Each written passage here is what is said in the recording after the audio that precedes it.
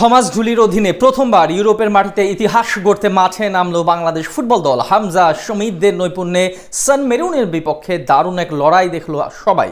আক্রমণ পাল্টা আক্রমণে পুরো ম্যাচে ছিল বেশ উত্তেজনা। নতুন কোচের পরিকল্পনাও ছিল চোখে পড়ার মতো। বিপরীতে ঘরে মাঠে সান মেরিনো দারুণ খেলা উপহার দেন। সেখান থেকে ম্যাচ শেষে কেমন হলো ফলাফল এবং বাংলাদেশের পারফরমেন্স নিয়ে বিস্তারিত জানবো রিপোর্ট। ইউরোপের মাটিতে প্রথমবারের মতো লাল সবুজের জার্সি গায়ে মাঠে নামে বাংলাদেশ। প্রতিপক্ষ পুচকে সান মারিনো হলেও দেশের ফুটবলে এই ম্যাচটা বিশেষই বটে। আর এমন ম্যাচেই প্রধান কোচ টমাস ঢুলির একাদশ নির্বাচন নিয়ে উঠেছে প্রশ্ন। ইউরোপের মাটিতে খেলা শুরু হলেও শুরুর একাদশে সমিত সোম কিংবা ফাহমিদুলকে না রাখা নিয়ে আলোচনা হয়েছে বেশ। শুরু থেকেই অবশ্য কিছুটা নিয়ন্ত্রণ হাতে থাকে লাল সবুজেরা। একের পর এক সেট পিস পেয়ে লাল সবুজদের কিছুটা চাপেই রাখে স্বাগতিকেরা।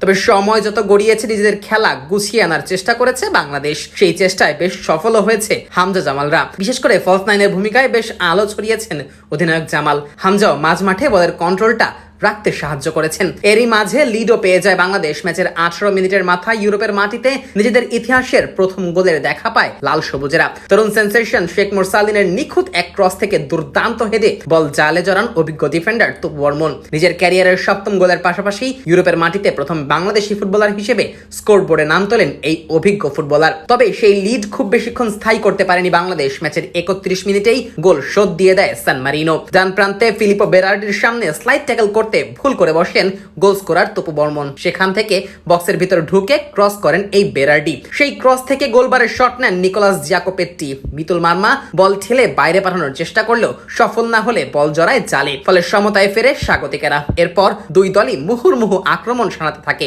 তবে প্রথমার্ধে গোলের দেখা পায়নি কেউই। ফলে 1-1 এর ড্র নিয়েই শেষ হয় প্রথমার্ধের খেলা। দ্বিতীয়ার্ধের শুরু থেকেই সান ম্যারিনোকে চেপে ধরে বাংলাদেশ। এমনকি খেলা শুরু হবার মিনিট 6 পরেই গোলের দেখা পেত লাল সবুজেরা। তবে সাদ উদ্দিনের ক্রস থেকে ফাঁকা বার পেয়েও বল জালে জড়াতে পারেননি ফয়সাল আহমেদ ফাহিম। তার শট ফিরে আসে বারে লেগে। সে যাত্রায় বেঁচে যাওয়া সান ম্যারিনো এরপর খেলা গুছিয়ে এনে চাপে ফেলতে থাকে টাইগারদেরই।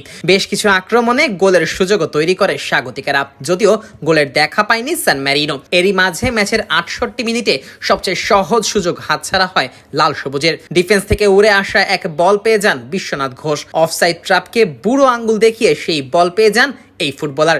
যদিও 1-1-এও গোলরক্ষককে একা পেয়েও বল জালে জড়াতে পারেননি বিশ্বনাথ। তার শট বাইরে চলে গেলে সহজ গোলের সুযোগ হাতছাড়া হয় লাল সবুজের। অবশেষে ম্যাচের 86 মিনিটে গোলের দেখা পায় বাংলাদেশ। এবারও গোলের খাতায় নাম লেখান তপু বর্মন। হামজার নেওয়া এক ফ্রি কিক থেকে দারুণ শট নেন বিশ্বনাথ ঘোষ। আর সেই শটে দারুণ এক হেডারে বল জালে জড়ান তপু। ফলে ইউরোপের মাটিতে নিজেদের যাত্রাটা জয় দিয়ে শুরু করলো লাল সবুজেরা। সান মেরিনোকে তাদেরই মাঠে গিয়ে হারালো 2-1 ব্যবধানে।